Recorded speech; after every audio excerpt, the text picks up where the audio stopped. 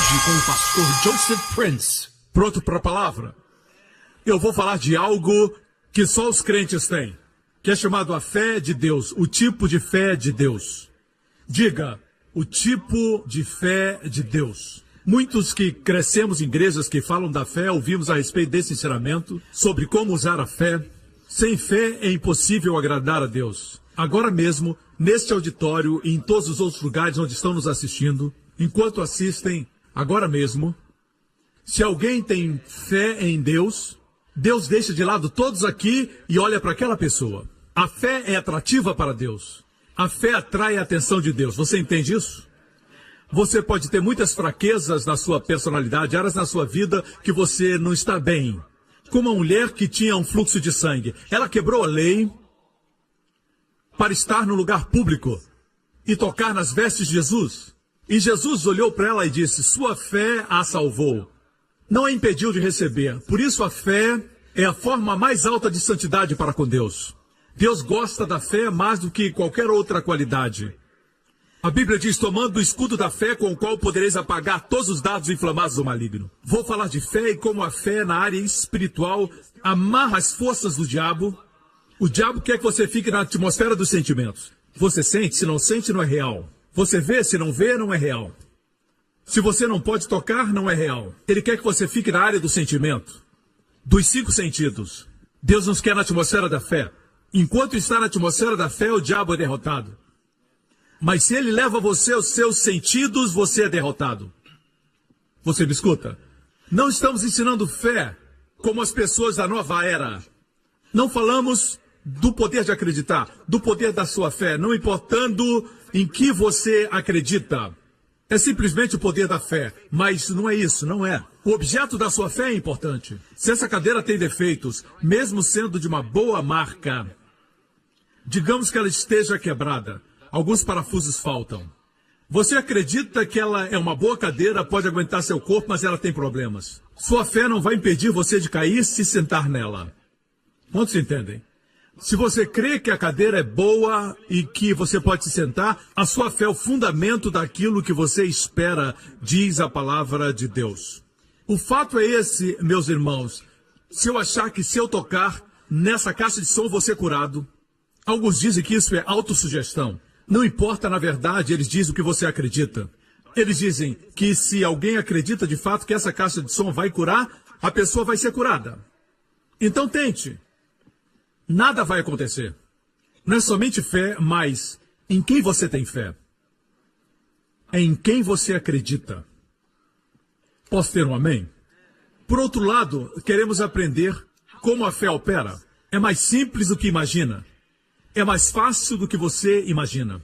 Encontramos todas as bênçãos da fé em Hebreus capítulo 11. Pela fé Moisés fez isso, pela fé os filhos de Israel cruzaram o Mar Vermelho, pela fé os muros de Jericó caíram. Certo? Mas como a fé opera? Falamos que Davi falou com Golias e falamos que Golias foi derrubado por uma pedra, mas antes de lançar a pedra, Davi falou com Golias. Ele disse para Golias, hoje o Senhor vai entregar você nas minhas mãos.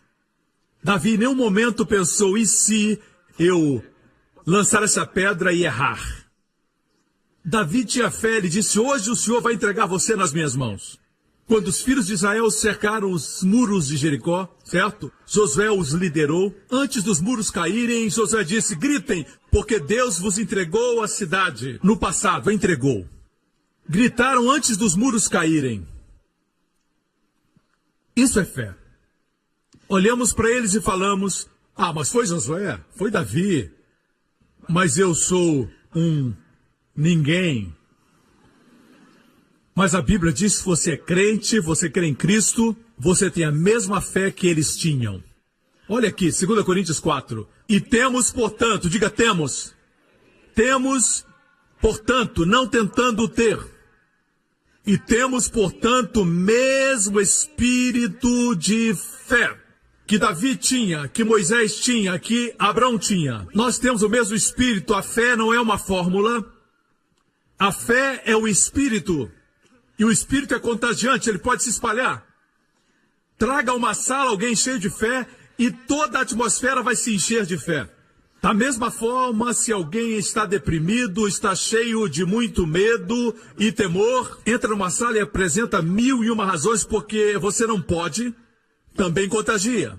Lembra que os filhos de Israel enviaram 12 espias para espiar a terra que Deus lhes havia dado.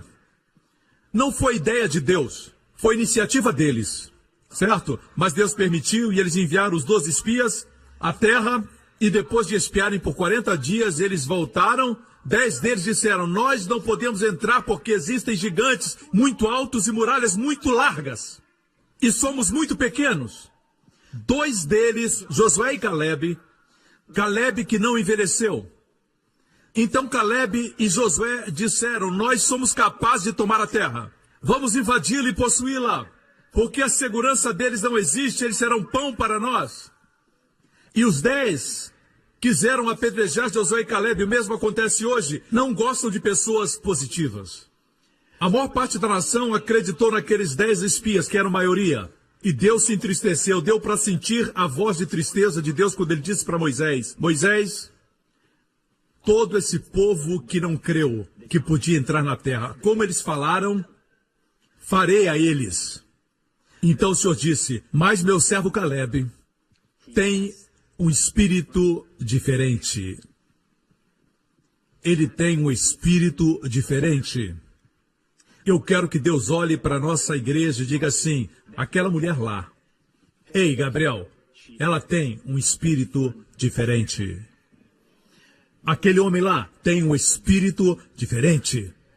Amém? Que tipo de espírito? O mesmo espírito que Abraão tinha, o mesmo espírito que Moisés tinha, Josué tinha. Olhe para isso. E temos, portanto, o mesmo espírito de fé, como está escrito. E ele cita Davi nos Salmos. Crie. Por isso falei. Nós também cremos. Por isso também falamos. Se você crê, fale. Amém? Se você crê em alguma coisa, fale. Não somente diga eu creio, mas nunca fala. Amém? Se crê que esse vai ser um bom dia, diga, esse é o dia que o Senhor fez, me alegrarei nele. Declare. Amém? Deus viu trevas em Gênesis 1, e Deus disse, haja luz, e houve luz. Em hebraico, Vaiomer Elohim, e Deus disse, Yehi Or, haja luz, Vayehi Or, e houve luz. Yehi no hebraico é a letra Yud Rei, que é o seu nome. Seu primeiro nome. Ele colocou o seu nome e a luz surgiu. Esse é Jesus, a luz do mundo, igreja. Quando Deus disse, haja luz, ele viu a luz. Deus é um Deus de fé. Eu disse, Deus é um Deus de fé. A nossa fé não é uma fé cega. Se afirmarmos para você, vocês não podem ver o sol, irmãos, mas o sol está no céu, você não vai dizer, se eu não ver, eu não acredito. Não, irmãos, acredite você ou não, o sol está lá independente da sua fé. É bom crer porque você fica em sintonia com a verdade, mas se não acreditar, o sol vai continuar a brilhar. Jesus não deixa de existir porque existem ateus. Jesus não crê no ateísmo. Não estamos falando de fé cega. Amém? Falamos de fé inteligente, mas fé, da forma como Deus opera, não é olhar para as trevas e dizer, uau, está muito escuro, e fica mais escuro. Nas suas trevas, Deus quer que você chame por luz. Amém? O sol brilha. Vejamos ou não, ele brilha. Amém? Mesmo que você não sinta as ondas de rádio, as ondas de televisão, elas existem. Não podemos seguir à vista. Muitos se afogam em piscinas porque pensam que são rasas, porque aos olhos parecem rasas. Não podemos seguir os nossos sentidos, mas seguir a autoridade daquele que conhece todas as coisas desde o início, o fim antes do começo. Ele conhece tudo, conhece bem mais do que nós. Posso ter um amém? A forma como exercemos a fé é simples, muito simples. Creia e fale. Creia e declare. Jesus morreu na cruz tomando os nossos pecados como uma troca divina. Todos os nossos pecados ele levou. Toda a sua justiça nós recebemos. Como recebemos? Pela fé. Na verdade, a maior bênção que podemos receber de Deus é a salvação, perdão dos nossos pecados. Pode dizer amém? E como acontece? Como acontece? Vejamos Romanos 10, vejamos o versículo 9. Diz assim: se com a tua boca confessares o Senhor Jesus, e em teu coração creres, veja, é o mesmo espírito de fé. Criei, por isso falei. Veja então como recebemos a maior bênção de Deus. Tudo que Jesus fez por nós é nosso. Mas por que alguns crentes têm mais do que outros? É porque Jesus deu para eles mais do que para os outros? Não. Jesus morreu para nos dar tudo. Todas as nossas necessidades foram supridas na cruz. Até nossas provisões financeiras, ele foi despido na cruz. O que mantém o universo no espaço, que fundou as galáxias e colocou diamantes e safiras na terra, ele criou tudo. Ele foi despido na cruz para que pudesse nos vestir e suprir nossas necessidades. Ele se tornou maldição para que sejamos abençoados. Mas como recebemos isso? Falamos da maior bênção de todas. Como recebemos essa bênção? Crendo e falando. Se você é descrente, veja isso. Se aí no seu assento, nem precisa vir aqui. Se você disser, Jesus é meu Senhor, e creio que morreu por meus pecados, bem, você é salvo. Onde está sentado, instantaneamente, completamente e eternamente. Amém. Diz, se com a boca confessares ao Senhor Jesus, e em teu coração creres que Deus ressuscitou dentre os mortos, serás salvo, visto que com o coração se crê para a justiça, e com a boca se faz confissão para a salvação. Vemos o espírito da fé. Se eu creio, confesso. Eu creio e eu confesso. Creio que esta semana vai ser uma grande semana.